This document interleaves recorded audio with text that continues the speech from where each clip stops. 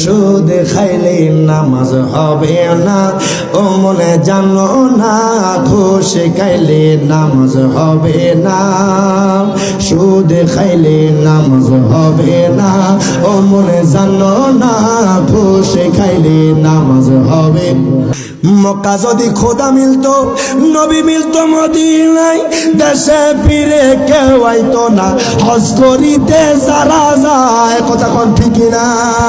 আরে মক্কায় যদি খোদা মিলতো, নবী মিলতো মদিনায়, দেশে ফিরে কেউ আইতো না, হজ করিতে যারা যায়, কেউ যায় টাকার ঘুমানে, কেউ যায় দেশ ভ্রমণে, বলেন কেউ যায় টাকার ঘুমানে, কেউ যায় দেশ ভ্রমণে, হাজিরা যায় হজের কামে, আনিতে সোনা দানা, সুদ খাইলে নামাজ হবে না, মনে জানো না, ঘুষ খাইলে নামাজ হবে না।